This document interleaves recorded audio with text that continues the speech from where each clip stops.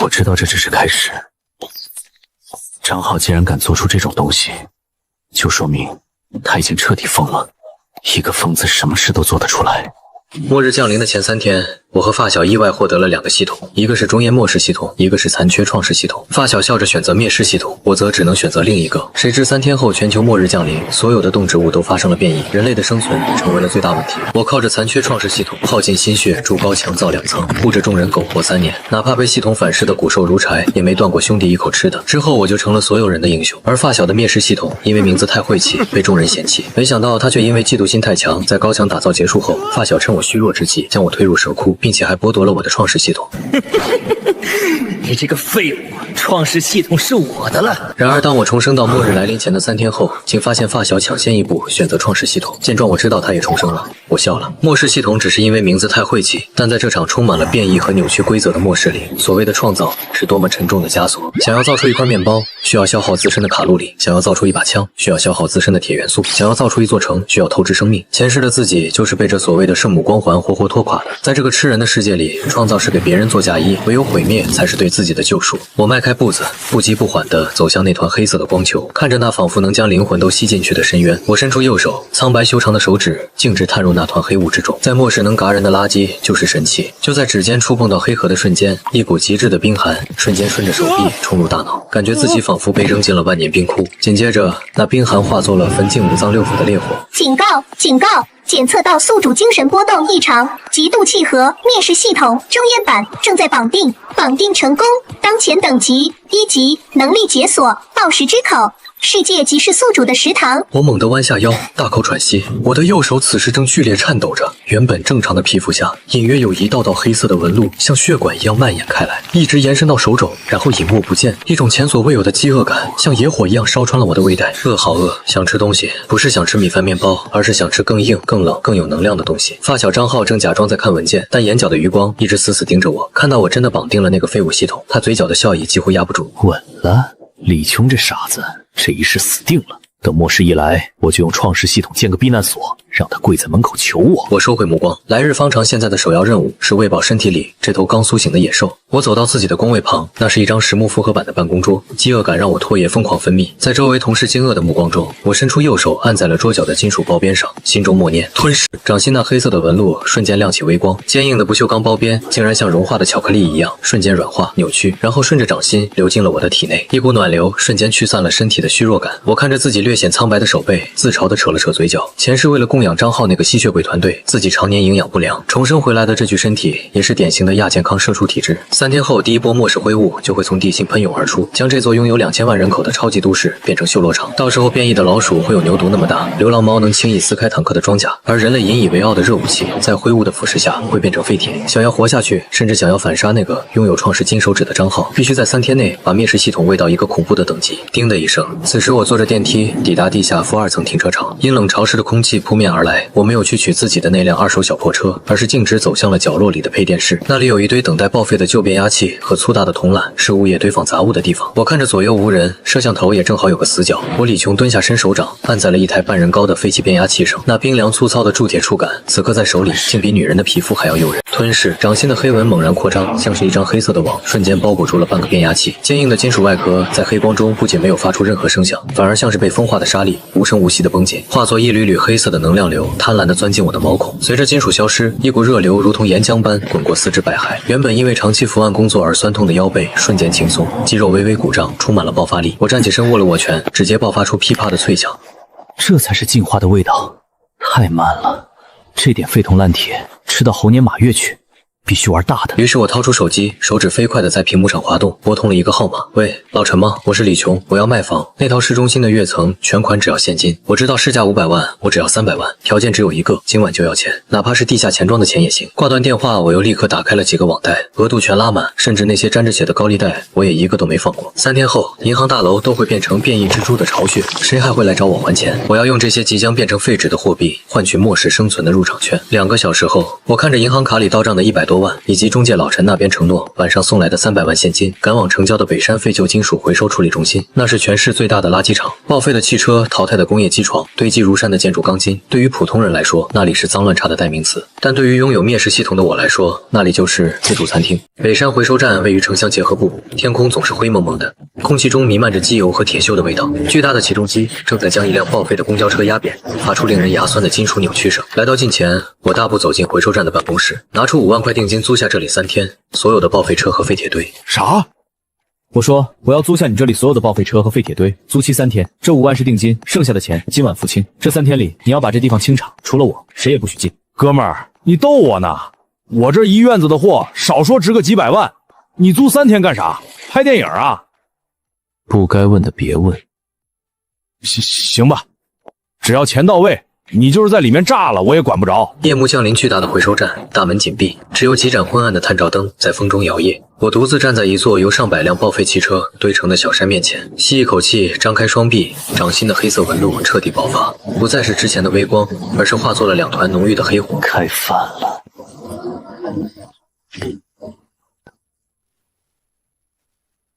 我猛地将双手插入面前的一辆报废出租车引擎盖中，报时之口，全功率开启。那辆出租车就像是被扔进了强酸池，从车头开始迅速塌陷消失。黑色的能量流如同狂暴的蟒蛇，顺着我的手臂疯狂涌入我的身体。我的双眼已经完全变成了墨色，像是一个不知疲倦的黑洞，在汽车坟场中疯狂穿梭。所过之处，堆积如山的废铁凭空消失，只留下一地灰白色的粉末。我的身体在发烫，骨骼在噼啪作响中重组，肌肉密度在以惊人的速度攀升。能量条35%、50%、80%。就在我沉浸在疯狂进食的快感中时，口袋里的手机突然震动起来。我有些暴躁地拿出一看，来电显示苏青。我的动作猛地一顿。苏青，那个前世在末世后期才遇到的女人，那个唯一能用拥抱安抚暴走情绪的女人。这一世她怎么会这个时候打电话来？我接通了电话。喂，李秋，你在哪儿？我有很重要的事要告诉你。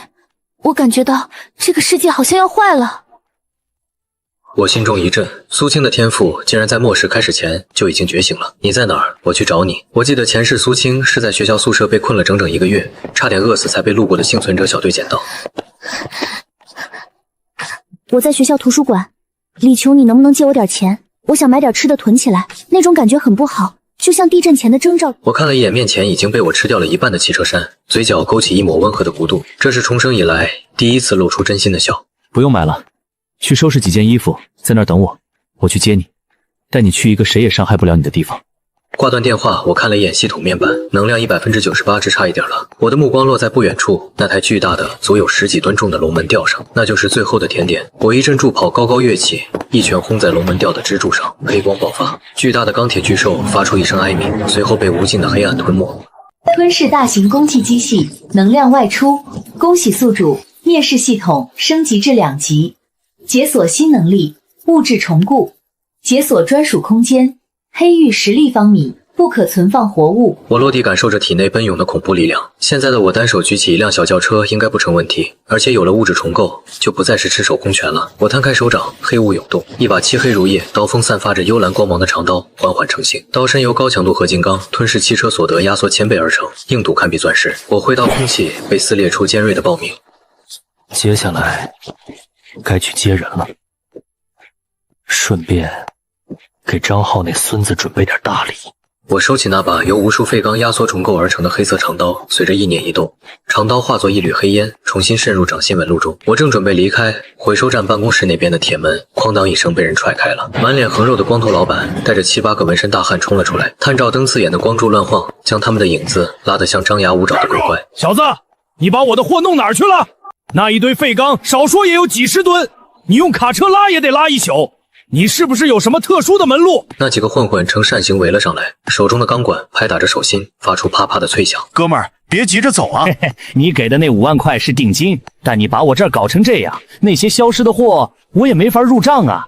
这样，你再留下100万，或者把你这变戏法的手段教教哥哥，我就让你走。我停下脚步，背对着他们，微微侧头。昏暗的灯光下，我的侧脸苍白如纸，但那双眸子却黑得吓人。100万，嫌多？那可是几百辆车，我不管你用什么障眼法弄没的，今天不把话说明白，这北山你就别想离开。我是说100万太少了，你们几个的钙质、铁元素、微量元素，在这个世道可是无价之宝。装神弄鬼，废了他！一个染着黄毛的混混率先冲上来，就朝我的脑袋砸去，风声呼啸，下手极黑。我没有躲，甚至连眼皮都没有眨一下。就在钢管即将触碰到我额头的瞬间，我抬起了左手，吞噬。没有任何撞击声，那根足有手腕粗的实心钢管，在触碰到我手掌的刹那，瞬间融化消失。黄毛愣住了，手里握着剩下的半截空气，一脸懵逼。还没等他反应过来，我的手掌顺势向前，按在了他的胸口。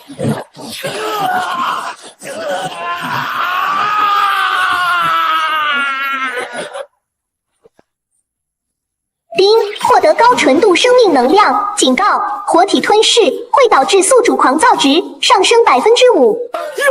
妖怪杀人了！剩下的混混发出一声变调的尖叫，扔掉手里的家伙，转身就跑。我没有追，转身跨上路边的一辆重型机车，引擎轰鸣声响起，如同一道黑色的闪电，撕裂夜幕，向着市中心疾驰而去。此时我感觉到血液在沸腾，那种刚刚吞噬的余韵让我兴奋。自己需要一个锚点，一个能让我觉得清醒的锚点，那就是苏青。来到江城大学图书馆前，我将机车停在路边，就看到苏青穿着米白色针织衫，而他身边一辆红色保时捷911刺眼地停着。一个染着奶奶灰头发的富二代靠在车门上，手里晃着车钥匙，喋喋不休地纠缠着。是王凯前世张浩的铁杆狗腿子，末世后仗着家里的物资储备，糟蹋伤害了不少女孩。苏青，我都说了，今晚的局就是为你组的，张浩哥也会去，他现在可是圈子里的红人，手里资源多的是。你不是不舒服吗？正好去散散心。我车上有最好的红酒。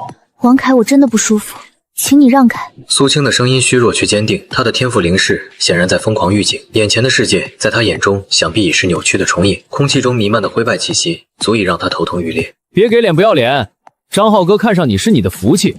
听说你那个穷鬼男朋友李秋今天辞职发疯了，跟那种人有什么前途？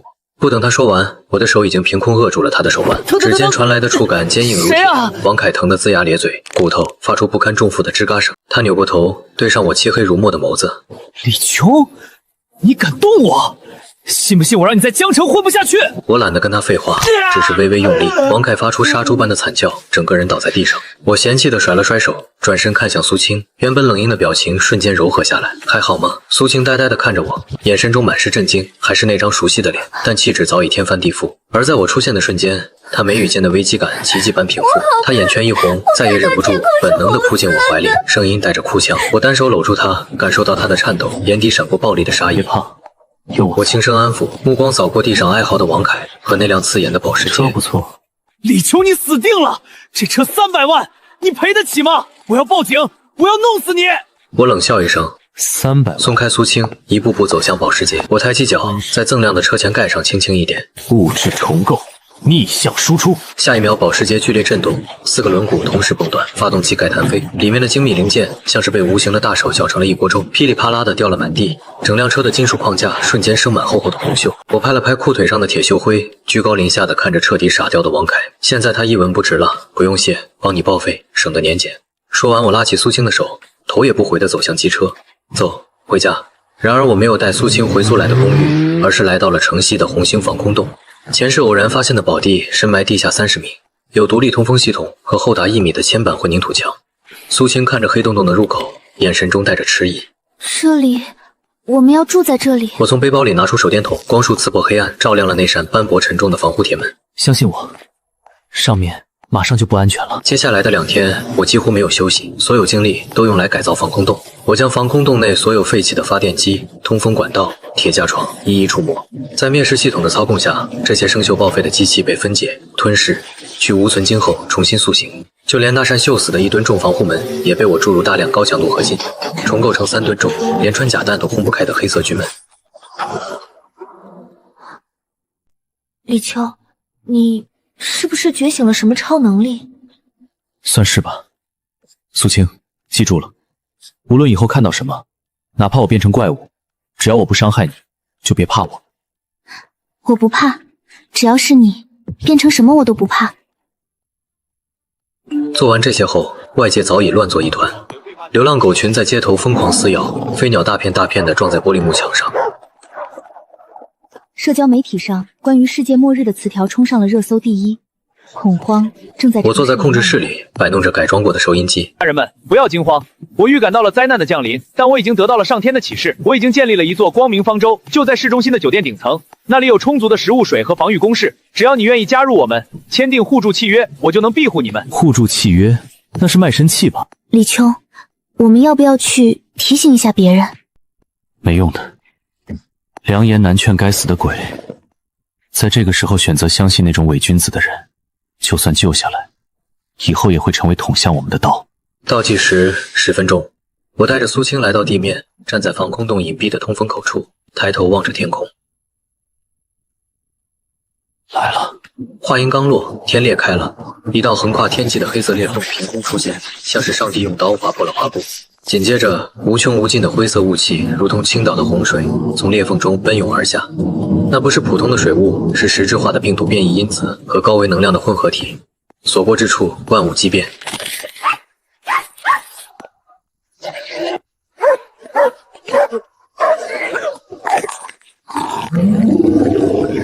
混乱在这一刻彻底爆发，灰雾以惊人的速度吞噬着高楼大厦，文明崩塌，秩序瓦解，人间瞬间沦为炼狱。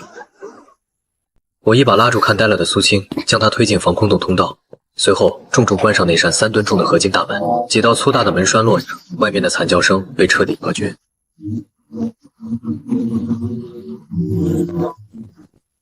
防空洞内，我背靠着冰冷的大门，能清晰感受到门外传来的剧烈撞击声，那是变异生物在试图破门。苏青，戴上耳塞，去里屋睡觉。今晚我要进食。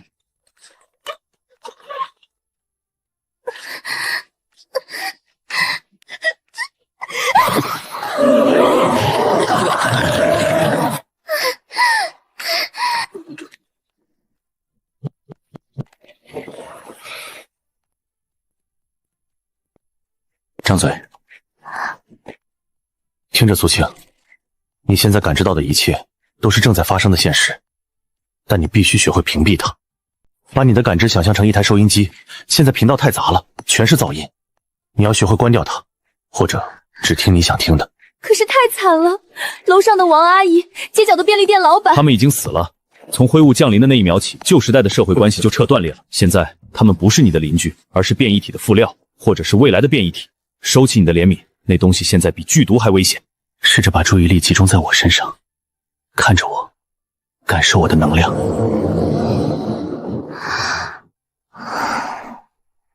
好好睡吧，等你醒来，才是真正的末日世界。此时，江城市中心酒店顶层宴会厅挤满了上百人，惊恐地看着落地窗外，一声非人的嘶吼突然撞击在钢化玻璃上。怪我，他要进来了！安静。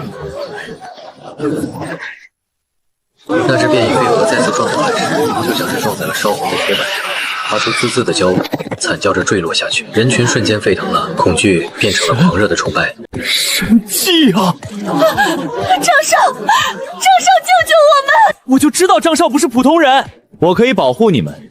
在这个末世，我是唯一的光。只要你们宣誓效忠于我，加入我的新世界，我就赐予你们食物和安全。我愿意，张少，我愿意把我的公司股份都给你。我要股份有什么用？我要的是绝对的服从。从今天起，这里没有法律，没有身份，只有我的规矩。现在的任务是清理楼层，酒店里还有一些变异的老鼠和还没死透的丧尸。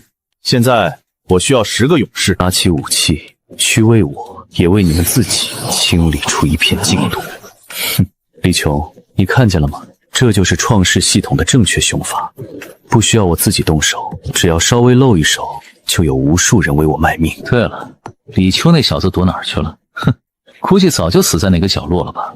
灭世系统在这个需要抱团取暖的初期，简直就是个笑话，得省着点用，或者找点别的能源。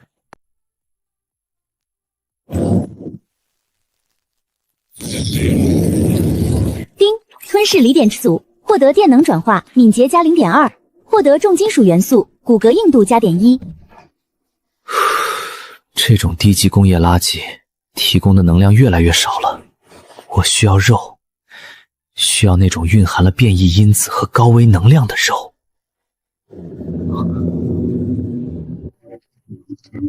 终于来了吗？第一位客人。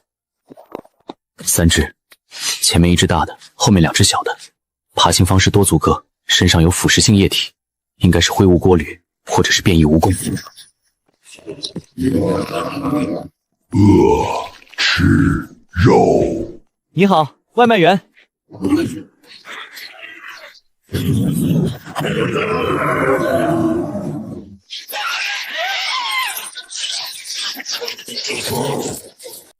来都来了，就别走了。我左手猛地探出，对着通风口虚空一抓，一股恐怖的吸力从掌心爆发。那2只小蜈蚣像被卷入吸尘器的灰尘，毫无反抗之力的被硬生生从管道里扯出来，重重摔在地上。我落地一脚踩住1只，手中长刀瞬间刺穿另1只。看着脚下还在抽搐的变异体，那种源自灵魂深处的饥饿感瞬间爆发。吞噬，全功率！一股股暴虐的能量流顺着手臂，疯狂冲击我的大脑。一群食物也敢造次，给我化！站起身，舒展筋骨，仅仅1只1阶变异体的属性加成，就超过了那一堆废旧电池，直接转化为能量。地上剩下的2只小蜈蚣，眼神变得更加炽热。果然，只有杀戮才是进化的捷径。苏青醒了，正坐在床上，惊恐地看着满地狼藉和我。那是什么？没什么，家里进了几只虫子，刚拍死。那是虫子。苏青，记住了，从现在开始，除了人和我们自己人，剩下的所有会动的东西只有2种分类：能吃的和不能吃但能杀的。不要把它们当成生物，更不要当成人，否则你会下不去手。我饿了。正好，我也没吃饱，这个给你。虽然味道有点怪，像薄荷味的果冻，但能帮你稳定精神力。好吃。以后还会有更多，这才刚刚开始。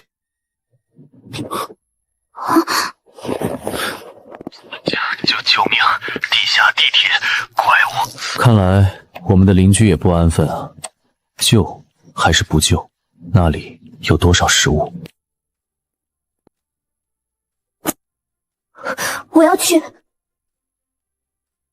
下面是正在施工的地铁隧道，封闭空间，加上变异体，那里是绞肉机，你会死的。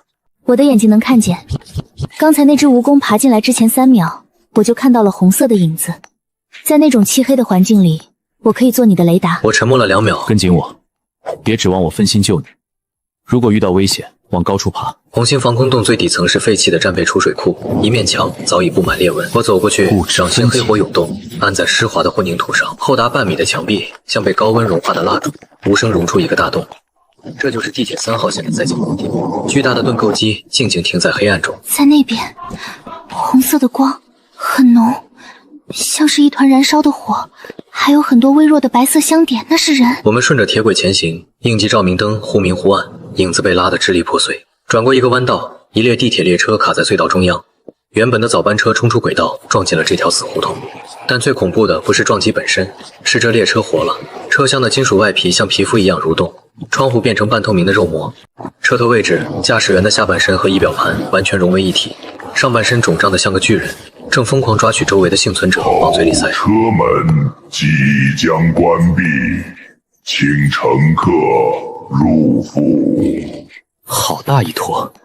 苏青，找个地方躲好，爆点。我丢下这句话，整个人如黑色炮弹般冲向列车。小心，左边车厢顶上有埋伏！几乎同时，第1节车厢顶部突然裂开，2条长满倒刺的触手像鞭子般抽向我的落点。我在空中强行扭腰，触手擦着头皮掠过，砸在地上，激起碎石飞溅。落地时顺势翻滚，手中长刀爆石，借着冲力狠狠斩在触手根部。无票闯入者，抹杀！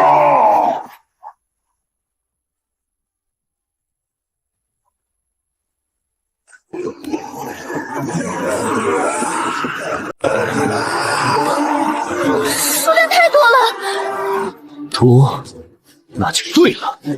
灭世系统，物质重构，钢铁荆棘。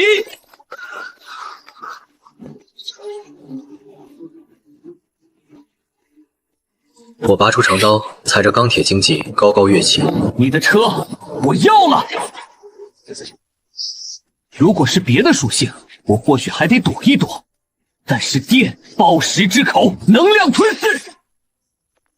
我在空中一个转体，借着这股加速度化作黑色闪电，瞬间贯穿驾驶员臃肿的身躯，长刀暴噬裹挟着灭世黑焰，精准刺入那颗蓝色电磁核心，核心破碎，驾驶员发出凄厉哀嚎，庞大的身躯剧烈抽搐。战斗结束的快，却耗掉了我将近一半储备能量。但看着那破碎的核心，我只觉得口干舌燥。进食时间到了。冰吞噬一阶巅峰变异体，获得海量精华，等级提升，灭世系统提升到4级，解锁技能黑炎附魔，可将灭世能量附着在武器或身体上，造成持续腐蚀伤害。解锁图纸骸骨装甲。10分钟后，那列恐怖的列车消失无踪，地上只剩些无法消化的衣服碎片和塑料垃圾。隧道深处，几个幸存的工人瑟瑟发抖地从角落爬出来，眼神里满是惊恐。英雄，谢谢你救了我们。我转过身，身上还残留着未散的黑烟，眼神冷得像冰。别过来！救你们！我是来进货的，顺便清理一下用餐环境。顺着来时的路走，上面有个防空洞，别想进去，那是我的地盘。往东走3公里有个地下商场，那是你们唯一的活路。走了，回家。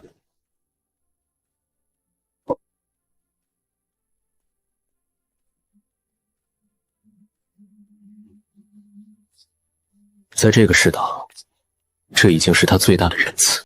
此时的江城中心的酒店内，张浩坐在主座上。这时赵刚急匆匆地走进来。慌什么？有怪物攻进来了？不是怪物，是食物。昨天您用神力变出来的那批面包和烤鸡坏了。坏了？是的，刚刚几个幸存者吃了之后开始上吐下泻，有的甚至吐出了黑水。他们去检查剩下的食物，发现那些面包变成了灰，就像是烧完的纸灰一样，一碰就碎了。张浩看着那块面包，指尖微微颤抖。他当然知道这是怎么回事。创世系统的初期造物并不是真正的物质转换，而是用能量强行模拟物质结构。一旦能量耗尽，或者制造者不再维持功能，这些东西就会打回原形，那就是一团能量残渣。该死！系统说明书说1级造物能维持3天，怎么才2天就崩了？难道是因为昨天防御飞蛾透支了能量？他们人呢？都在大厅闹呢。有人说你是骗子，说这不是沉寂，是障眼法，还有人想离开。离开？不能让他们走，这是考验，是上天对他们信仰的考验。现在放这些人走，我积攒的威信会彻底崩塌，并不完美的造物能力也会被散播到全城，引来无穷麻烦。创世系统的升级任务，建立信仰，一旦人群溃散，升级之路便会彻底断绝。赵刚，去把那个带头闹事的人抓起来，就说他被灰雾感染了，是潜伏的丧尸。可是他明明好好的。我说他是，他就是。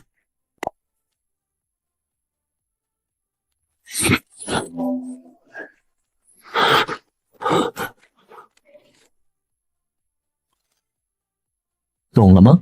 懂了。为了方舟的安全，必须清除隐患。10分钟后，大厅传来了一声惊恐的尖叫，然后是一片死寂。方舟铁律第1条，质疑者死。随着那人的沉寂，张浩突然感觉到一股暖流涌入体内。冰检测到生命献祭，能量回充5%。警告：通过献祭获取能量属于堕落路径，长期使用将导致宿主心智扭曲。张浩感受着那股久违的充盈感，看着手中重新变得松软可口的面包，嘴角勾起一抹残忍的笑意。只要能活下去，只要能成神，堕落又如何？各位，刚才那个人已经被黑雾侵蚀了心智，试图在我们的食物里投毒，幸好被我们发现早，才没有酿成大祸。看，只要信仰坚定，审计就会降临。人群再次跪倒一片，痛哭流涕地忏悔着自己的动摇。只有在角落里，几个眼神锐利的人并没有跪下，而是互相交换了一个惊恐的眼神。这个神在说谎啊！我刚才试着感知了一下外面，怎么了？市中心那个方向有一团金色的光，非常亮，比以前更亮了。那是张浩，那小子还没死，而且看样子混得不错。但是在那团金光的中心，我看到了一张黑色的嘴，他在吃周围的小光点，每吃一个金光就亮1分，那种感觉比下面那辆地铁还要恶心。你看清楚了，金光在吃人。而且被吃掉的人灵魂好像都在尖叫。果然，前世我就觉得奇怪，张浩那庞大的造物能量是从哪儿来的？原来这所谓的创世系统根本就不是什么无中生有，而是等价交换。只不过他是拿别人的命换他自己的神作。看来我们的老朋友已经走上了邪路，而且走得比前世还要快。那我们怎么办？他现在看起来很强。让他先得舍几天，养猪嘛，得等猪肥了再杀。他用人升级，我用万物升级。等他把自己喂成完全体的那一天，就是我最大的补品。现在我们要做的只有一件事，我要用这3天的时间，把这个防空物变成一座谁也啃不动的战争堡垒。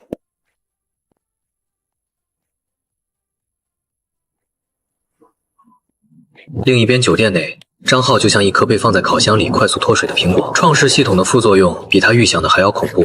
这段时间里，为了维持形象，他透支了太多的生命力。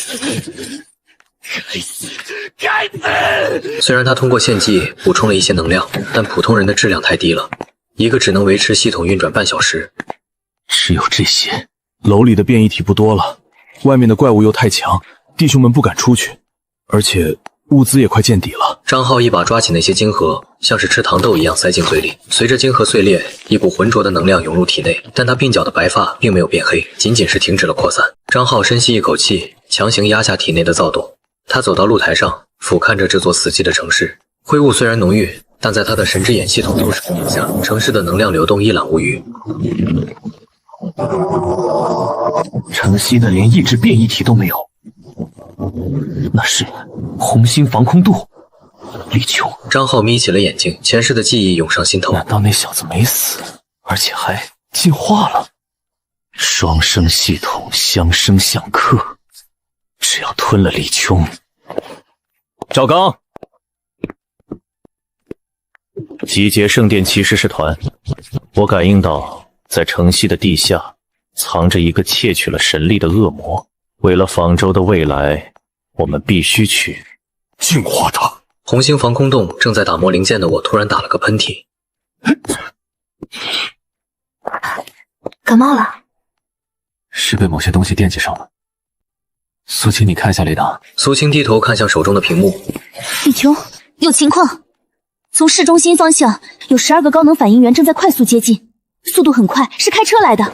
我擦了擦手上的油污。12个？张浩倒是看得起我。他们身上有金光，那种光很讨厌，像是假的金子，表面光鲜，里面全是烂絮。那就是张浩的圣殿骑士团了。苏青，去启动发电机，功率开到最大。你要干什么？既然客人来了，总得开灯迎接一下。半小时后，2辆经过改装的黑色越野车轰鸣着冲破了灰雾，停在了距离防空洞入口300米处的废墟旁。队长，有点不对劲，我的直觉告诉我，这里很危险，比面对变异兽还危险。怕什么？我们有神主的庇护，身上的圣甲连子弹都能挡住。区区一个李群，还能翻了天不成？神主说了，只要带回李群的头，我们就都能获得永生。永生，为了神主！什么声音？啊！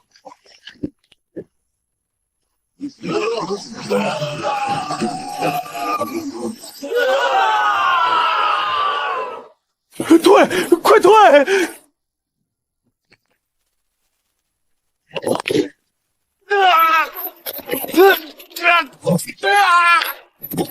不！救命！救我！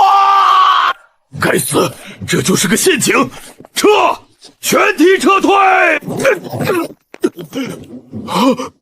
来都来了，急着走什么？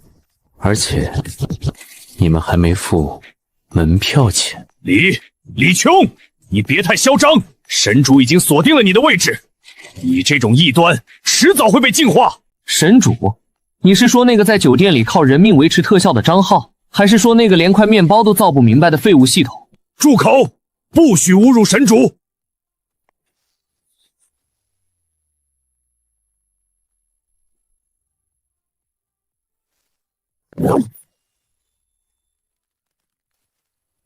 丁，吞噬低阶能量爆物残次品，能量加 0.5， 评价口感极差，杂质太多。真难吃，张浩这手艺退步了。怪物！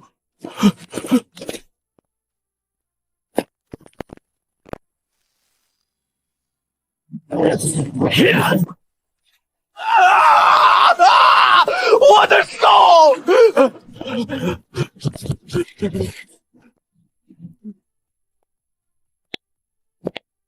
被逼的！别杀我！别杀我！我是被逼的！我家里还有孩子！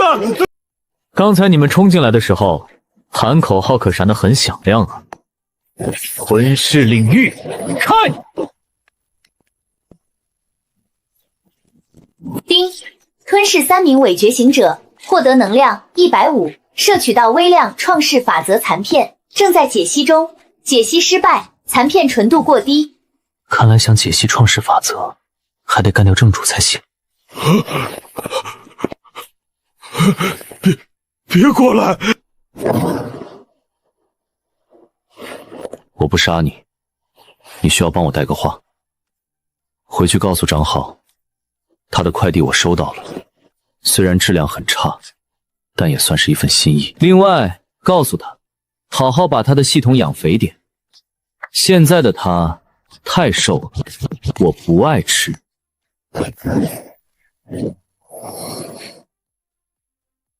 滚吧！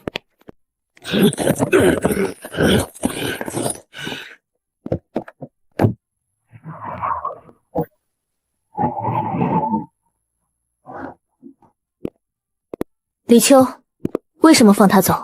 恐惧是最好的种子。赵刚回去，他身上带着的伤和那个标记会把恐惧在张浩的营店里传播开来。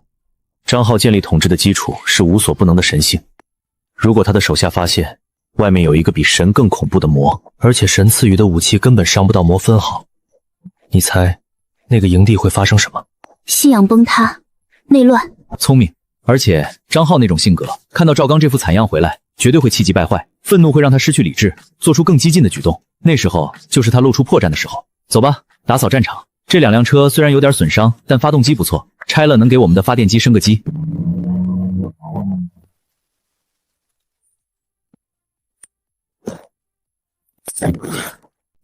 魔鬼，那是魔鬼！光剑碎了，他打碎了光剑，他吞噬了所有人，我们都会死，都会死！连天使长都被打成这样，神真的能保护我们吗？闭嘴！这是试炼，这是恶魔最后的疯狂，他在挑衅神的威严。所有人听着，从今天开始，方舟进入1级战备状态。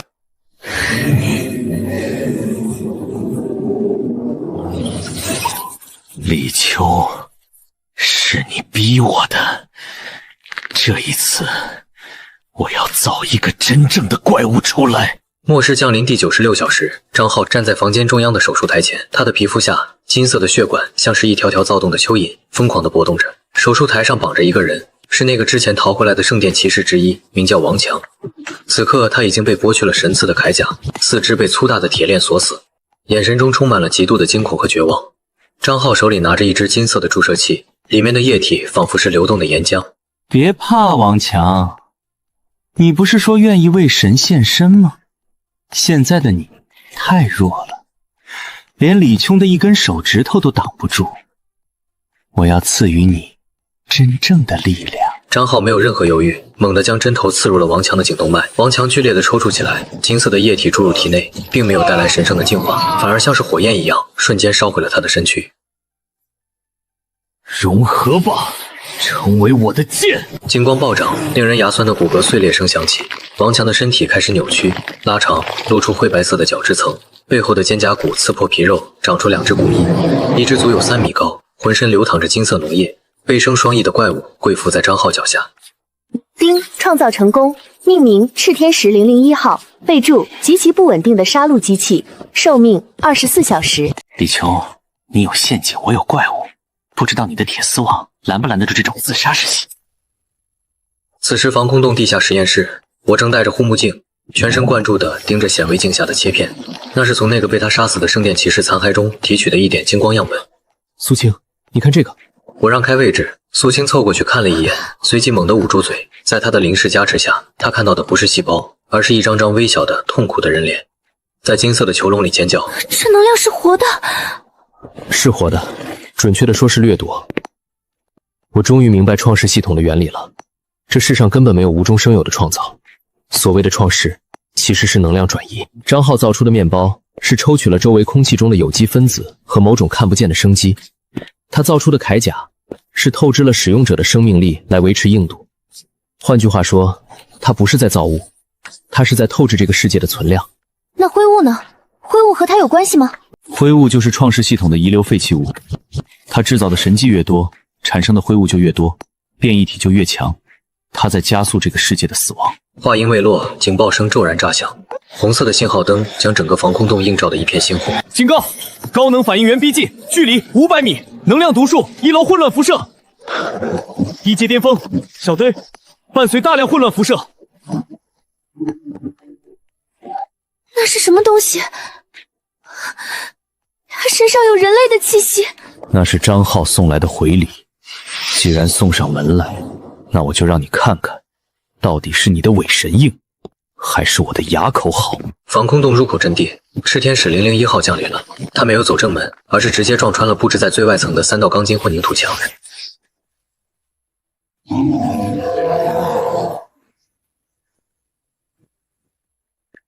我身披刚刚完工的变异兽骨骼外甲，整个人像是一头黑色的猎豹，在空中影旋身，狠狠斩向怪物的翅膀。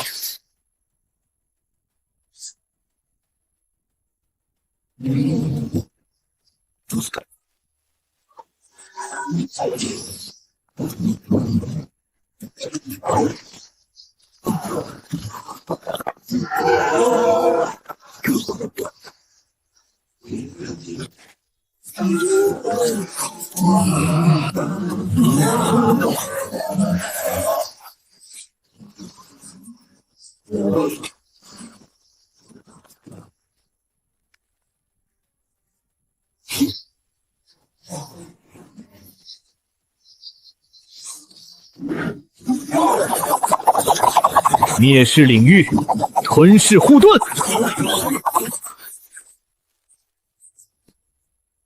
我眉头微皱，这种能量太杂了，吞噬这怪物的攻击就像是吃到了变质的肉。怪物见远程攻击无效，咆哮着扑了上来，那双利爪闪烁着诡异的金光，试图撕开我的胸膛。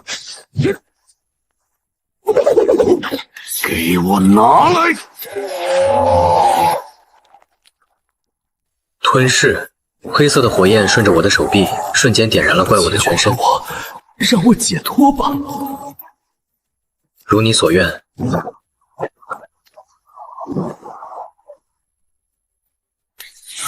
丁，击杀特殊生物兵器噬天使，获得能量300点。警告：吸收大量堕落神性能量，宿主精神抗性受到冲击。想污染我，凭你也配！我知道这只是开始。张浩既然敢做出这种东西，就说明他已经彻底疯了。一个疯子什么事都做得出来。末世降临第6天，突然城市里所有还能运作的屏幕、广播，甚至是张浩用系统制造出的全息投影，同时亮起。画面中张浩一身白衣，虽有些憔悴，但神情悲悯，宛如圣徒。江城的同胞们，我是张浩。我知道你们很饿，很绝望，我也想救你们每一个人，但是我的力量被封印了。地球，这个被灰雾选中的灾厄之子，他窃取了本该属于全人类的救赎之力。他盘踞在城西的防空洞里，那里原本是我们储备了万吨粮食和药品的战略仓库，被他占有。正是因为他的存在，灰雾才迟迟不散。正是因为他，你们才在挨饿。谁能攻破那里，我就给他方舟的居住权，以及吃不完的食物。此时全城沸腾了，嫉妒、贪婪、饥饿这3样东西加在一起，比丧尸病毒还要可怕。我看着监控室屏幕上那无数个正在向城西移动的小红点，密密麻麻。他这招真毒，他这是要用全城人的命来填我们的陷阱。这就是人性。当生存资源极度匮乏时，只要给他们一个替罪羊，他们就会像疯了一样扑上来。准备战斗吧！1级防御系统启动。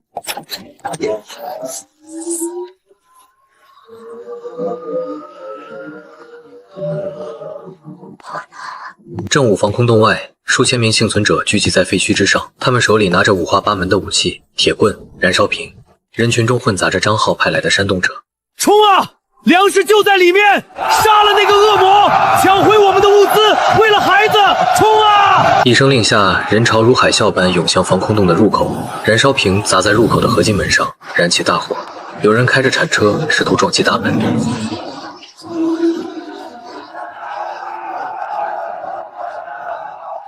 防空洞内，我看着监控器上那些狰狞的面孔，手指悬停在灭世立场那个红色的按钮上。一旦按下，方圆500米内所有没有经过标记的生物都会被重力场压成灰，然后被黑焰吞噬。真的没有别的办法了吗？一旦按下，你就真的成了跟他们口中的恶魔了。苏青抓住了我的手腕，眼中含着泪光。我看着苏青含泪的眼睛，沉默了1秒，然后移开了手指。你说的对，我不当恶魔，我要当他们的梦魇。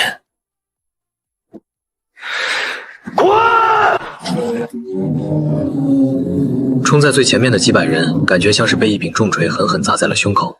无数人齐齐双膝一软，直接跪倒在地。铲车司机两眼一翻，晕了过去。车子失控，撞在旁边的石头上。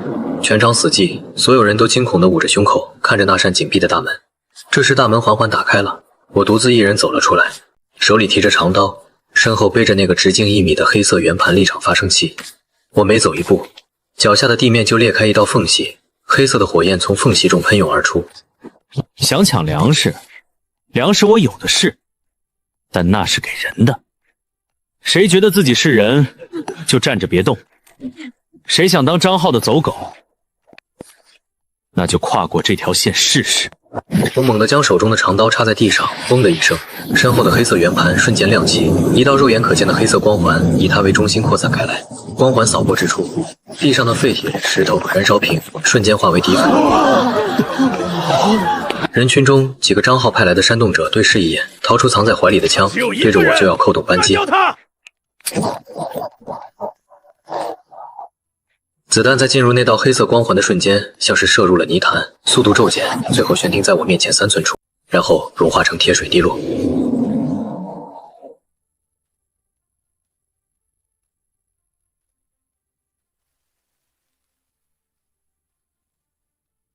看来还是有听不懂人话的。我抬手一指那几个开枪的人，身体突然剧烈抽搐，下一秒他们在人群中炸开，化为漫天血雾。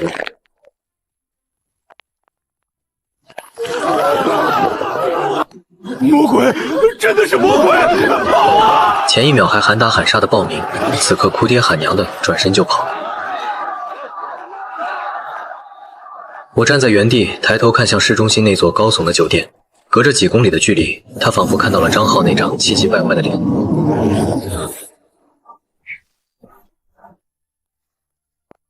接下来怎么办？张浩，你的人海战术也没用了。接下来该轮到我出牌了。末世降临第7天深夜，原本死寂的灰雾开始疯狂涌动。我站在防空洞顶端的瞭望台上，手中的长刀爆石在微微震颤，发出渴望的蜂鸣。但他没有看刀，而是死死盯着北方的天际线。那里一片暗红色的海啸正在推进，成千上万只变异生物挤在一起，像是一股泥石流，轰隆隆的向这边碾压过来。苏青站在我身后，手中的平板电脑屏幕上代表高能反应的红点已经密集地连成了一片血海，数量超过5000，还有3只2阶巅峰的领主级生物。这就是他的底牌吗？张浩疯了，他在用创世系统散发伪神的信息素。对于这些变异者来说，那个信号就像是黑暗中唯一的灯塔，也是最诱人的食物。但他把灯塔的坐标折射到了我们这里。此时第一波兽潮撞上了我布置在3公里外的雷区，埋在地下的数百个改装煤气罐同时引爆，黑色的火云冲天而起，瞬间吞噬了数百只先锋怪物。陷阱拦不住了，下去把断龙石放下来。无论外面发生什么声音，哪怕是我敲门，也不许开。你要干什么？这种规模的兽潮，就算你是铁打的，也会被磨成粉。铁会被磨成粉，但黑洞不会。这么多外卖送上门，我没有拒收的道理。进去。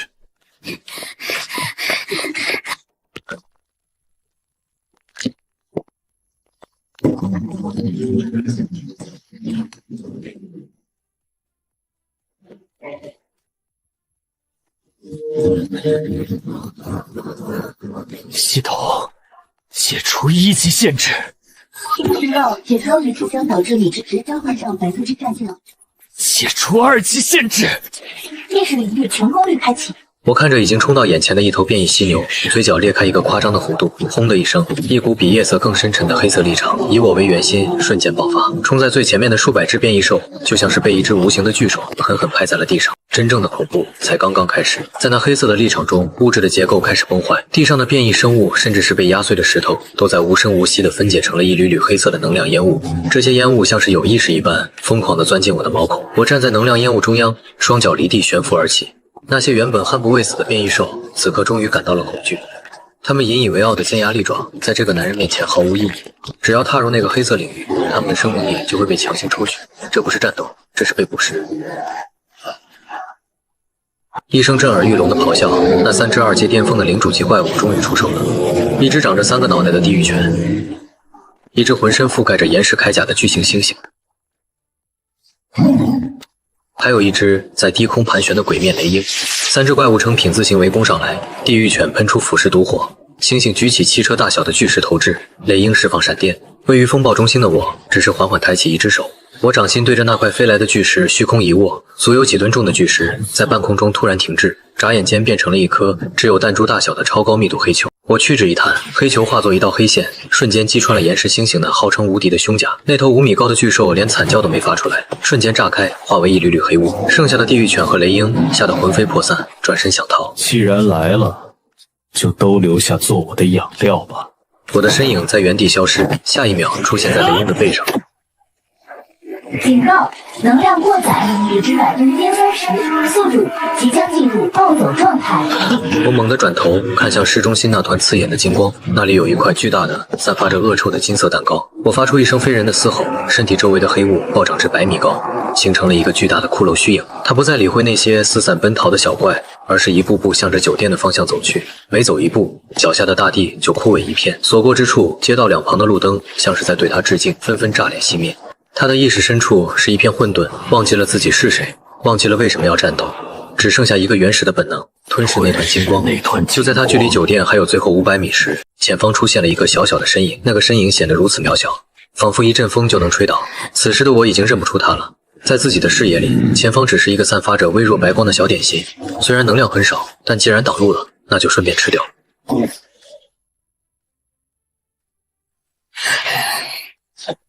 林秋，看着我！苏青感觉自己像是跳进了滔天的血海深处，他看到了一个蜷缩在海底的瑟瑟发抖的小男孩，那是我最核心的人性。苏青游过去，轻轻抱住了那个蜷缩的灵魂，周围的血海沸腾，无数利爪撕扯着他的后背，但他死不松手。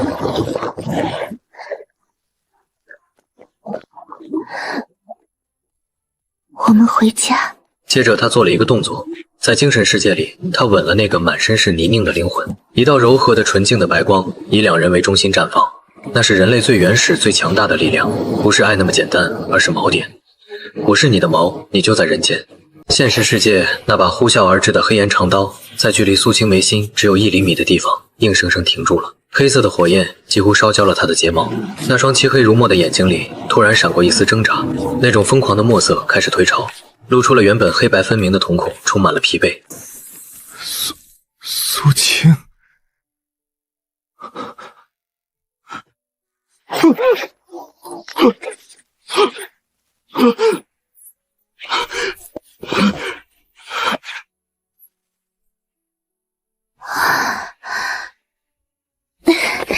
你刚才好丑。苏青睁开眼，身体一软，瘫坐在地上。她看着恢复理智的我，虚弱的笑了。对不起，我差点伤害了你。没关系，吃饱了吗？吃饱了就干活。系统进化 LV5 法则雏形达成。你看那边，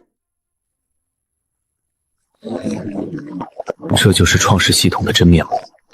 张浩为了对抗我，彻底放开了限制，他在强行融合高阶变异体的基因，试图造神。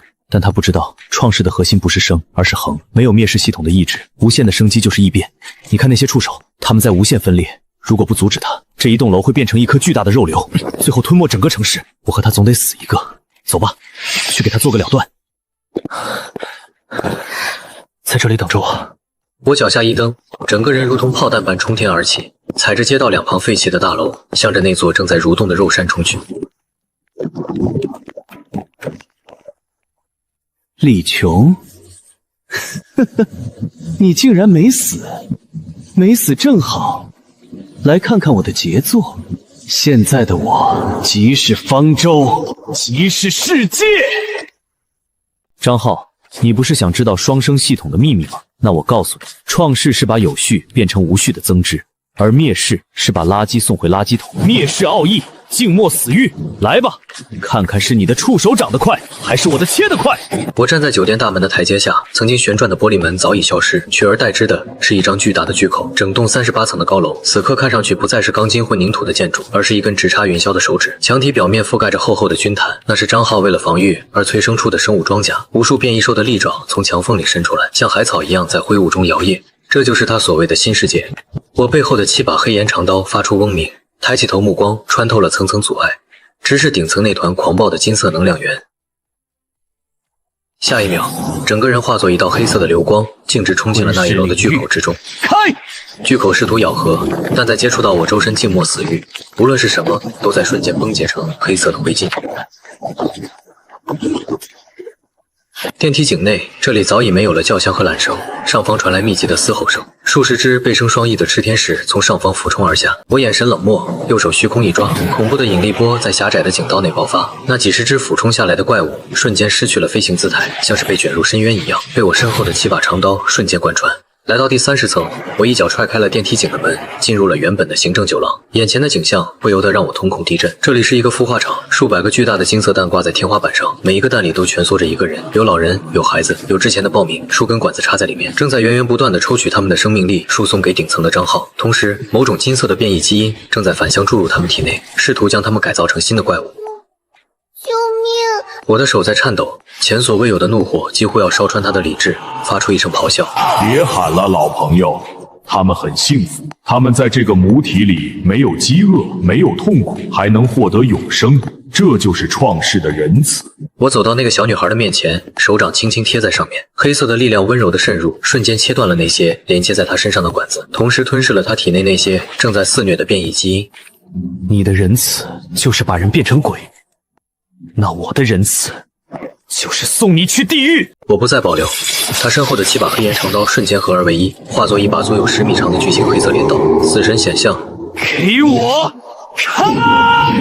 我双手握住镰刀，对着天花板狠狠一挥，厚达数米的钢筋混凝土墙壁被这一刀硬生生地劈开了一道巨大的裂缝。我踩着裂缝边缘，一步步走向那个坐在最高处的神。你来了，李琼，看看我现在的样子，完美吗？我融合了上千种生物的基因，我拥有了无限再生的能力。现在的我就是法则本身。一堆乱七八糟拼凑起来的东西，也敢叫完美？既然来了，就成为我身体的一部分吧。你的灭世基因正好是我缺失的最后一块拼图。吞噬能量偏但这仅仅是防御。面对张浩那近乎无限的能量输出，我的能量槽正在以肉眼可见的速度下降。没用的，我是无限的。突然停止了挥刀，他任由一道激光洞穿了自己的肩膀。我盯着张浩那颗巨大的核心，眼中闪过一丝疯狂的决绝。既然切不掉，那就吞噬掉。系统开启最终形态。警告：最终形态暴食君王将彻底解构宿主肉身，化为纯能量生命体，持续时间3分钟，后果可能无法逆转恢复人形。是否执行？苏晴在等我回家，所以我一定回来。执行。轰隆！天地变色，原本还是人形的我化作了一团极其纯粹、极其浓郁的黑色雾气，形成了一张遮天蔽日的巨型黑色人脸。原本还在狂笑的张浩看到这恐怖的一幕，笑声戛然而止。他引以为傲的庞大身躯，在这个黑色巨影面前，竟然显得有些可笑。吞噬，天地同悲！一股无法用语言形容的恐怖吸力爆发了。这不再是物理层面的引力，而是法则层面的抹除。不，我是神，你不能吃我！该死，该死！既然你想吞噬，我就撑死你！我所化的黑雾没有丝毫躲避，反而主动涌了上去。这时，世界安静了，我的体内空间无尽的黑暗虚空。张浩漂浮在这里，依然保持着那副不可一世的金色光影形象。他看着周围的黑暗，发出冷笑：“李秋，你太自大了！你以为吞了我就赢了？我的能量是你的10000倍，在这个空间里，我才是主宰。我要从内部乘雾爆你，夺摄你的身体。”然而，黑暗中缓缓亮起了一双眼睛。在这里，我即是法则。放开我！这是什么东西？张浩，前世你抢了我的机会，我没说什么；这一世你又抢了系统，我还是没说什么。但你不该动苏青，不该动那些无辜的人。你的创世系统，我要你！李秋，看在兄弟一场的份上，别杀我！我的动作停顿了一下，眼中闪过一丝回忆。那个在篮球场上给他递水的少年，那个在失恋时陪他喝酒的死党，但也仅仅是一瞬间。画面定格在万蛇坑边那张狞笑的脸。兄弟早就死了，在万蛇坑里就死透了。随着金色本源入手，我感觉手中的东西像是一块烧红的烙铁，这就是创世系统的本体。一股庞大的生机顺着手臂冲入体内。警告！警告！两股本源发生碰撞，系统濒临崩溃，宿主即将瓦解。外界天空中那团巨大的黑雾开始剧烈翻滚，忽明忽暗，一会儿金光刺破黑暗，一会儿黑雾吞噬金光。爆炸的余波让整个江城都在颤抖。苏青仰着头看着天空中那个正在失控的黑影，泪流满面。他能感觉到李琼正在进行一场比死还痛苦的博弈。如果他输了，这股能量大爆炸会把方圆百里夷为平地。就在这时，一个微弱的声音在苏青脑海中响起：“我好困，我想睡了。”不能睡，李琼，你说过要带我回家的。想一想，创世和灭世不是对立的，就像呼吸，一呼一吸，阴阳鱼，让他们转起来，别让他们打架。呼吸，阴阳，是啊，生与死本就是一个圆，万物生于尘土，归于尘土。我要做的不是压制，而是引导。左手灭世，右手创世，以我身为界，轮回开。天空中那团翻滚的混沌云团突然静止了，紧接着，所有人看到了终生难忘的一幕。那团巨大的黑雾开始收缩旋转，在旋转的过程中，金色与黑色不再相互攻伐，而是像太极图一样首尾相衔，融为一体。黑中有金，金中有黑，一股宏大、庄严、充满了秩序感的波动扫过整个城市。在这股波动下，灰雾散了，就像是阳光穿透了乌云。那些盘踞在城市各个角落的变异体，在这股光芒的照耀下，体内的暴躁因子被瞬间抚平，它们停止了嘶吼，茫然地看着天空，随后缓缓退回了阴暗的角落或深山老林。丁，恭喜宿主成功融合双生系统，系统进化为秩序原初系统，当前位阶半神。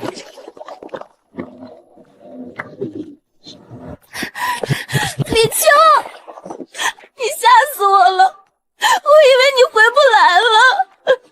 我身体僵硬了一下，随后缓缓抬起手抱住他，但没有说话。苏青感觉到了不对劲，她抬起头看着那双异色的眼睛。李秋，你怎么了？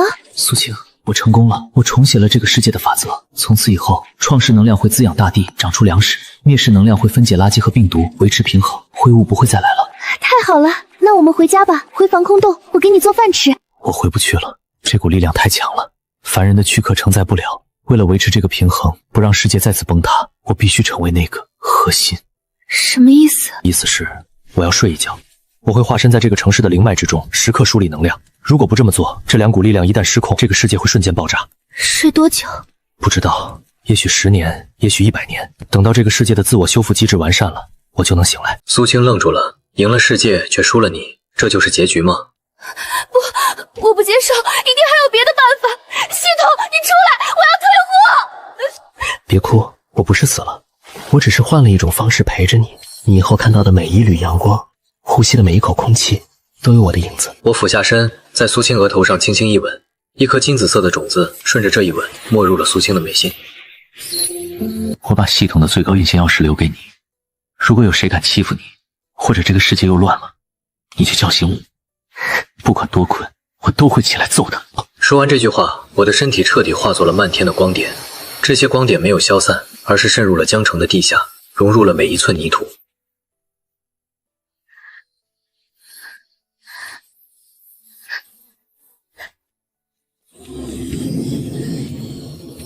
再见，苏晴。